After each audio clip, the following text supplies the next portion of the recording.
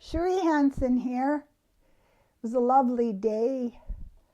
I got an opportunity to go for a walk downtown and leave the house. Bonus. As I was walking, I was thinking about all of the Airbnb people I have had come and stay in my house. And especially the couples. It's interesting to watch because we're so set up for how we couple up. How does that look to us? Well, are you the kind of person that feels you're abandoned if your mate is not talking to you a great deal, isn't making plans with you, isn't communicating, is maybe working out of town a lot, or isn't tuned in to you? Are you someone who sees that as abandonment? Or the other end of the spectrum is the smother couples. Well, we don't get in the car alone and do things alone. Everything we do is together. And I think as I observe them, that their childhood is constructing what kind of interaction they're going to have as a couple. I have known people who, for years, who talk about how their marriage works really well as long as their husband's out of town, or their marriage works really well as long as their wife is on another shift. And that comes from the sense that I can't hold my boundaries. If you have to have the other person pushed out, pushed away, to give yourself a sense of efficacy, it means you cannot hold your boundaries. You're not someone who is confident saying, no, I don't want to do that. You go ahead, that's fine. They're more emotionally like a dog, if you can get there.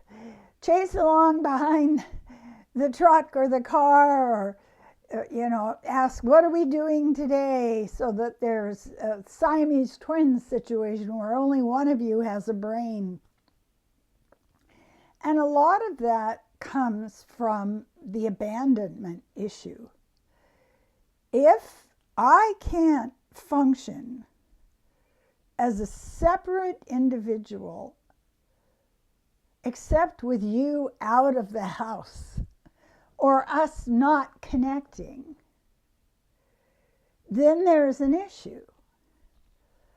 But everyone is free to design their own relationship. And as I view from outside, I've had over 1,000 people stay with me, many of them couples. And as I view that from outside, I think it's fascinating to see that you've signed a contract. How much power do I have in my own life? And if I'm totally focused on my own life and not focused on you at all, is that a balanced relationship? Because the issue of abandonment comes up so often, so often. How close is too close? How much distance or separation is just right? And we unconsciously set up this structure in our relationships. We even have this in friendships. If somebody's a friend, what does that mean? Let's look at that. Do you see them or phone them or spend time with them every day?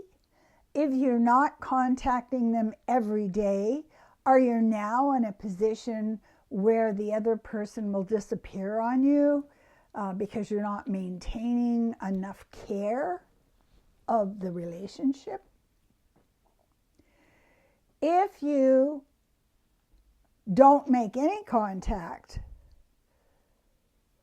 but you're thinking of the person with love and compassion and warmth, and you're grateful for them, is that okay with the other person? It's fascinating to watch.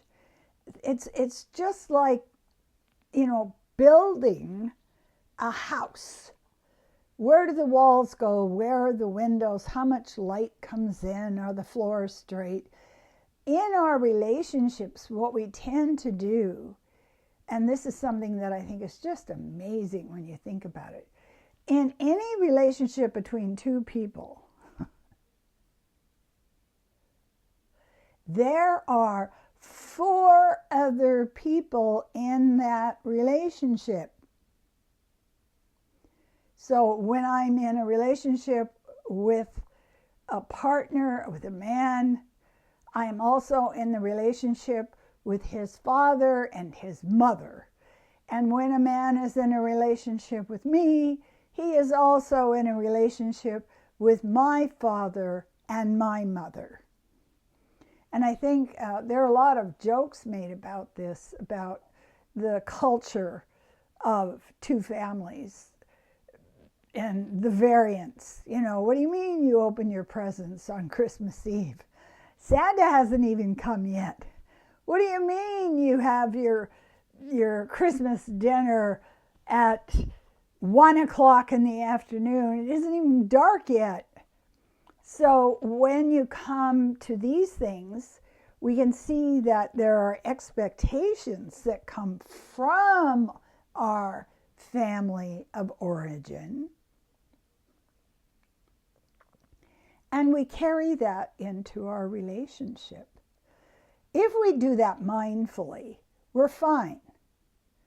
If we're in a place where we can say, when I don't know where you were all day long, I start to feel abandoned again. Could you just text me and let me know when you're going to be home? There was an art teacher that I taught in high school with. It was really funny. Talk about the clash of cultures. His family of origin, the man was king, and he did what he wanted to. So when they were first married, he was going to come home after school or something, but there was a workshop or there was something he wanted to go to, and because he wasn't living in his wife's culture, he didn't come home until 9:30, 10 o'clock. Well, she had changed the locks, and all of his possessions were on the lawn. Because in her culture, in her life, if a man is not telling you where he is, he's dangerous. And you're not going to put up with that. And I said, what did you do? And he said, well, I learned. You don't just stay out, you ask if it's okay. And so the lack of communication between expectations causes most of the strife in our relationships. And I notice that a lot in myself. I'm a person who likes lots of space. I'm somebody who is very affectionate, is very grateful for friends and that kind of thing. But I do not want to go to big events with you 3 times a week. I don't think I would be very good on a bowling team because I wouldn't show up. It's just not going to happen. So other people expect you to be a certain way, or else they feel what? And we have to have those conversations with people. I have one friend that I always let make the decisions. I can't make a decision for this person. They're as stubborn as I am, and somebody that really wants to have control. And I've gotten to be wiser as I get older. I think, oh, hell, let them choose. I don't care. I like the pleasure of their company. I don't need to prove that I'm controlling something. And when we get down to making a decision about how we're going to react to the other person ahead of time, that's part of your contract with them. That is absolutely part of your contract with them. When we make that decision ahead of time and we're very clear, we don't run into problems. No, I won't go to a place where they're serving alcohol with you. No, I won't sit in a crowded place where there's a lot of noise with you. It's got nothing to do with you. It has to do with me. And so where we really have difficulty is when we don't understand what we need in a relationship. And that we have to become very, very clear about. So ask yourself, when do I feel the happiest? When do I feel loved and cared for and supported, and somebody who has other people around that take care of me, but they're not in my face, because I don't like that. I could never. I was 15 before I got a lock on my door. And believe me, that was a real problem in my household. You have no right to privacy. You have no right to protect yourself. And so now I revel in privacy. I am getting a little more flexible. I'm not getting angry at Todd for insisting I pet him. He comes up, he's going, "You haven't pet me today." And I go, "Oh, okay. All right." So I would like to mention again that I am available for forming a life contract, you to you, promises to you, construction of your future, construction of your life at a higher vibration. And I want to tell you a little story. I've been very happy lately, very calm, very satisfied. And I went into a store and a woman was there, Christmas lights, and was trying to untangle them. And she said, "Well, how are you?" And I said, "Oh, I'm really happy."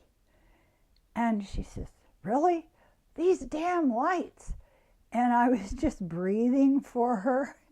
I was breathing in calm. I was breathing out stress, and just like, "Oh, that's too bad. She's really having a hard time."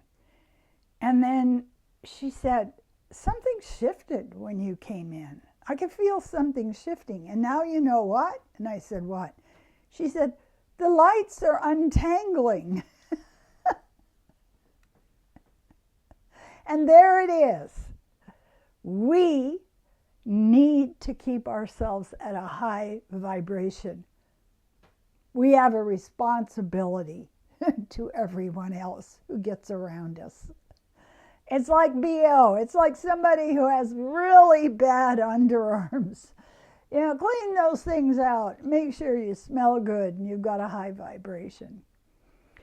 I want to suggest you subscribe to my video.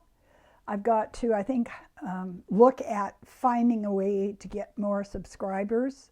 I'm not wise about these things, but I think I'm going to be focusing on that in the near future.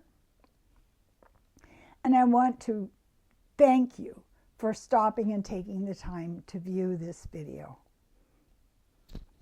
I appreciate you.